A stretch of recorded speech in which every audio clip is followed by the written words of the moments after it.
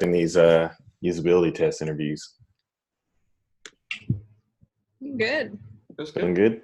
Yeah, Alright. it's a helpful tool, I think, in the grand scheme of things, so that your I guess ego doesn't get in the way.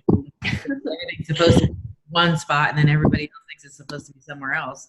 And you're like, dang.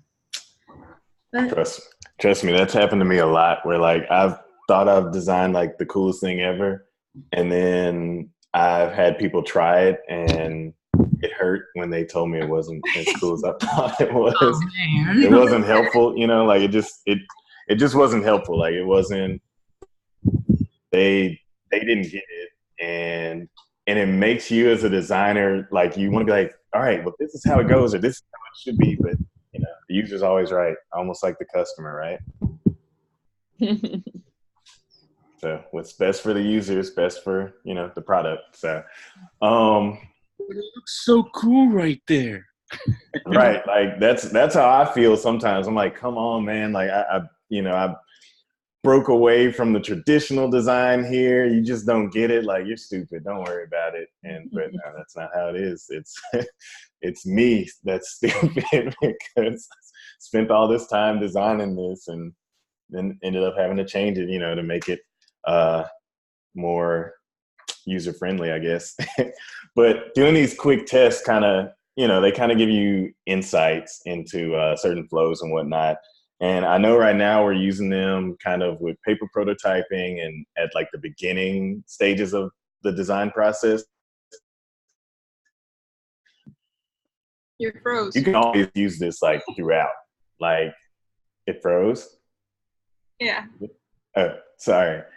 But no, I was just saying that I know that this was for like paper prototyping and whatnot and showing the early design stages, but this can be used throughout design stages. So even when you're further along within an app or something and you want to test a new feature or a new button or new colors and new iconography, whatever it is, you know, you can just kind of go into a quick little usability test like this. And like I said, it's inexpensive, cheap, fast, pretty efficient. Like I said, there are some drawbacks because a lot of times they may not be your main audience, and also it's not as in depth as other testing. So like you know, there's still going to be some errors associated with it. But like I said, just to get a quick idea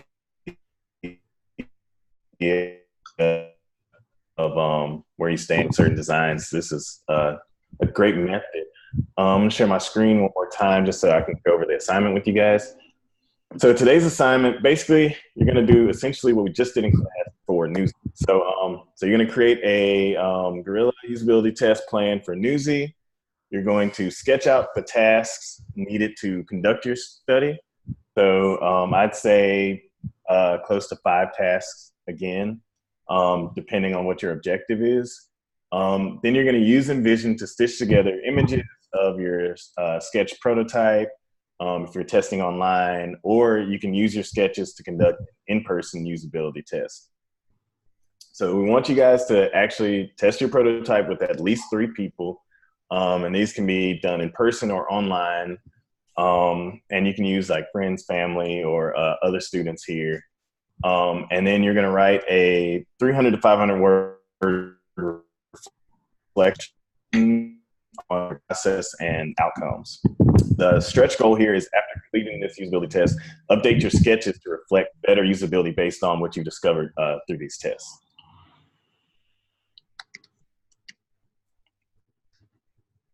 Is that pretty clear? I mean, practice makes perfect, and we've pretty much been practicing between yesterday and today.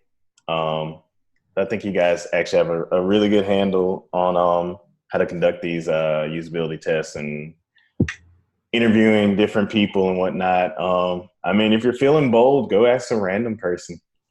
Go to a coffee shop and see if someone will take it, or someone maybe walking their dog or something. I don't know if they have time, but you can check and see.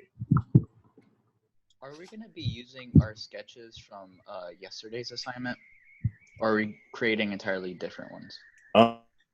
You can use those sketches. Just figuring out like which tasks you want to accomplish. If it's a part of some of the sketches that you created yesterday, then yeah, you can use the same ones. Okay, awesome. Thanks. The big thing here is actually getting people to take your to use your prototype and complete those tasks and formulating, basically getting discoveries from people, from real people taking these usability tests. Was there like a specific or ballpark number of tasks that we wanted associated with this? I'd say close to around 5. I'd say anywhere between 3 and 5 tasks. Cool. Thank you.